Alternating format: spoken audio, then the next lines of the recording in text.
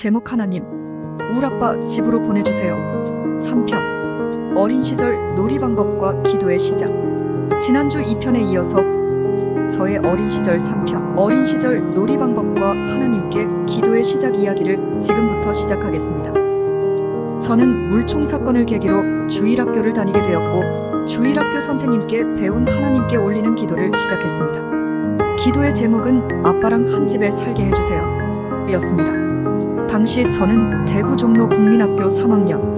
학교를 다녀오면 가장 먼저 친구들과 모여서 오징어 게임, 숨바꼭질, 비석 맞추기, 넓은 동네 마당공터 또는 학교 운동장에서는 여학생들은 고무줄 넘기, 기차 길력 오막살이 아기 잘도 잔다, 칙폭 칙칙 폭폭 칙칙 폭폭 등 전우의 시체를 넘고 넘어 을 부르며 무릎부터 시작된 레벨에서 머리까지 올라가는, 마음에 드는 여학생 차례가 되면 남학생들은 고무줄을 끊거나 해방을 놓였죠. 관심을 받으려고 저는 남자아이들과 가끔 땅 따먹기를 하였습니다. 돌조각을 3번 튕겨서 자기 공간으로 들어오면 점차적으로 점점 땅이 넓어지는, 어린아이지만 땅에 대한 욕심은 인간이면 누구나 있나 봅니다. 어머니께서 깨끗하게 세탁해서 입힌 옷에 흙이 묻던지 말던지 무릎을 꿇어가며 진지하게 땅을 넓히면서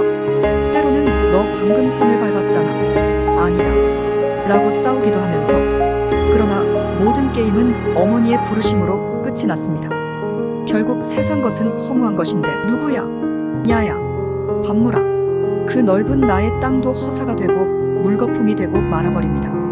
열심히 놀며 즉 삶을 충실히 살아가지만 우리는 누구나 어머님 즉 하나님의 부르심을 받습니다. 집으로 불려오면 항상 어머니로부터 질문을 받죠. 죽은 후에는 하나님으로부터 학교 숙제는 하고 놀았나?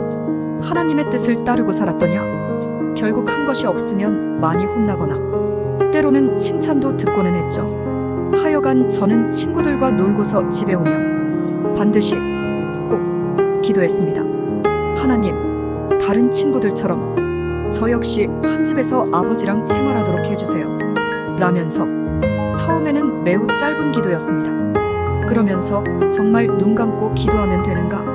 하나님, 정말 주일학교 선생님 말씀처럼 살아계시나? 눈에 보이지도 않는데 하지만 순수한 마음으로 매일 기도드렸습니다. 주일이면 주일학교 선생님께, 선생님, 정말 하나님 계시죠? 기도하면 들어주시죠? 저는 저의 기도가 헛된 것이 될까봐 주일학교 선생님으로부터 확답도 다시 받고 헛고생이 될까봐 고민도 되었답니다. 그러면 주일학교 선생님은 늘 하시는 답변, 얘야, 인종아, 의심하면 잘 안 들어주신단다. 너도 친구들이 너의 말을 의심하면 잘 들어주기 싫지? 저의 대답은 네. 저는 학교를 마치고 친구들과 놀다가는 해질녘이면 텅 빈 집에 들어와서 책상 같지도 않은 책상에 앉아서 공부 숙제보다는 기도부터 했습니다. 초등학교 5학년 겨울까지 하나님, 제게 혹시 주실 것이 있다면, 소원을 들어주신다면 그 무엇도 필요 없고 집을 싫어하는 아버지를 돌려주세요. 똑같은 내용의 기도를 반복, 그리고 또다시 반복. 그러다가 대략 저녁 7시가 되어가면 어머니께서 장사하시는 곳에 가서는 제가 꼭 옮기는 것이 있었답니다. 그것은 호떡 굽는 두꺼운 둥근 철판입니다. 제가 생각할 때 누군가가 훔쳐가서 고철로 팔 것 같기도 했고, 호떡을 굽는 철판은 무겁고 뜨거운 것이라서 어렸지만 남자인 제가 해야 된다고 생각했던 것 같습니다. 3학년 때부터 시작된 기도는 그렇게 하루, 이틀, 그리고 한 달, 2달, 시간과 달력은 빨리도 지나가고 아버지는 변함없이 가족에게 관심 없이 1년에 한두 번 정도 대구집에 오시고, 저는 비록 어렸지만 아버지는 어른들이 말하는 바람이란 것을 피우고 있다는 것을 알고 있었답니다.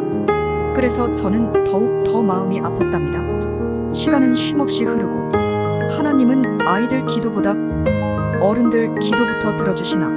라는 철없는 고민도 하였고, 그렇게 시간은 흐르고 기도를 하다가 집중이 잘 안 되면 애꿎은 쌀집 고양이한테 짜증도 많이 냈답니다. 5학년 12월 달이 되면서, 그때는 크리스마스가 다가오면 12월 초부터 캐롤도 가게마다 울렸으며 친구에게 보낼 카드도 직접 만들고 그때의 크리스마스는 따스함이 지금보다 더욱 넘쳤던 것 같습니다. 그래서 저의 기도의 내용도 매우 조금 더 많아지고 길어졌답니다.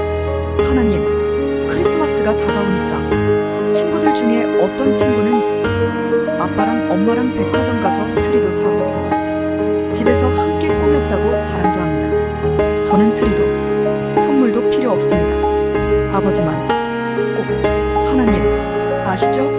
제 마음.